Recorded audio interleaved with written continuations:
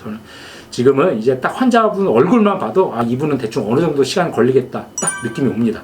그래서 대부분 보면 그 시간에서 거의 뭐 오차, 뭐 5분 10분 이내 오차로 대부분 다 수술을 정확히 마치고, 그렇게 수술을 정확하게 내가 해야 될 게 머릿속에 다 그려집니다. 안녕하세요.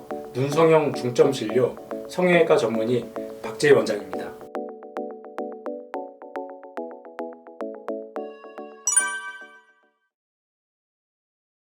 환자분들이 이제 수술을 하고 나서 궁금해하시고 걱정하시는 것 중에 하나가 뭐 수술 시간은 얼마나 걸릴까, 그런 것들도 항상 궁금해하시고 이제 저한테 이제 물어보시는데, 이제 정답이 있는 건 아닙니다. 사실 이제 딱 1시간이다 2시간이다 말씀드리기는 어렵지만, 처음 하는 수술이냐 재수술이냐에 따라 다르게, 당연히 상태나 난이도에 따라서 천차만별이기 때문에 재수술은 말씀드리기 어렵지만, 처음 하는 수술은 보통 상안검 같은 경우는 1시간, 1시간 좀 안 걸리거나 1시간 정도 걸리는 것 같고, 눈썹과 상술 같은 경우는 한 3-40분 정도, 두 수술을 같이 하면 그럼 1시간 반 그 정도 걸리겠죠. 그러면은 선생님 너무 빠른 거 아니에요? 아니면 또 선생님 그렇게 오래 걸려요? 또 이제 환자분마다 반응이 다른데, 그러면 적정한 수술 시간은 어떤 거냐?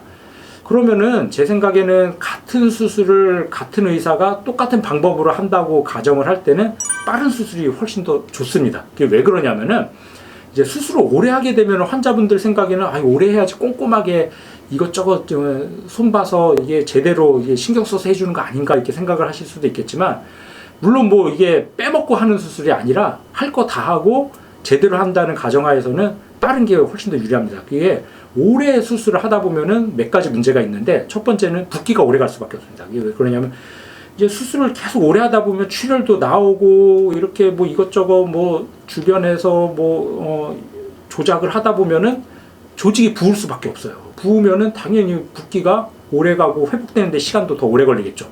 그리고 두 번째는 이제 공기 중에 오래 노출되다 보면은 이게 오염이 될 찬스도 올라가요. 공기 중에서 세균에 감염된다든지, 아니면 수술하는 도중에서 이제 잘못돼서 실수로 감염된다든지, 그런 아무튼 오염될 찬스가 점점 더 올라갈 수밖에 없겠죠.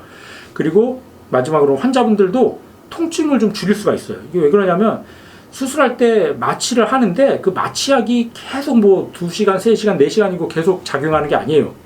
마취약마다 종류는 다르겠지만 보통 1시간에서 길면 한 2시간 정도 그 정도 이제 지나기 시작하면은 마취약이 효과가 떨어질 수밖에 없습니다. 그러면은 수술을 오래 하다 보면 중간에 추가로 더 마취를 더 해주고 그래야 되는데, 그러면 수면 마취도 그렇고 국수 마취도 마취하는 과정에서 또 출혈도 일어날 수도 있고, 그런 이제 문제도 생길 수도 있고, 그래서 여러 가지 이제 고려 사항 때문에 똑같은 수술을 정확하게 제대로만 한다는 가정하에서는 수술을 빨리 하는 게 훨씬 더 유리합니다.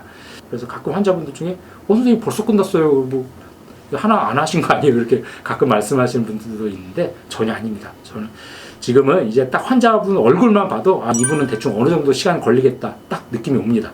그래서 대부분 보면 그 시간에서 거의 오차, 5분 10분 이내 오차로 대부분 다 수술을 정확히 마치고, 그렇게 수술을 정확하게 내가 해야 될 게 머릿속에 다 그려집니다. 그럼 딱 그거대로 착착착착 하다 보면은 최소한의 조작으로 필요한 핵심적인 것만 딱딱딱 하니까는 불필요한 조작이 없기 때문에 출혈이라든지 붓기나 멍이 확실히 적습니다. 그래서 이제 경험 많은 의사하고 이제 경험이 많지 않은 의사를 또 구별하는 방법이 몇 가지가 있는데, 물론 수술 결과도 차이가 나겠지만, 수술하고 나서 붓기를 보면 알아요. 대충 했는데 수술하고 나서 한 2-3일도 안 됐는데 붓기가 그렇게 생각처럼 별로 많지가 않고 회복이 빠르면은 확실히 잘하는 의사들은 그런 결과를 얻는 경우가 많고, 좀 아무래도 경험이 많지 않고 그러다 보면 아무래도 좀 조직 손상도 있고 출혈도 있다 보니까는 좀 붓기나 멍이 좀 오래 가는 경우들도 좀 있겠죠. 물론 저라고 다 붓기 없고 멍이 없는 건 아니에요. 저도 똑같이 수술하더라도 환자들마다 해부학적 구조가 조금씩 다릅니다.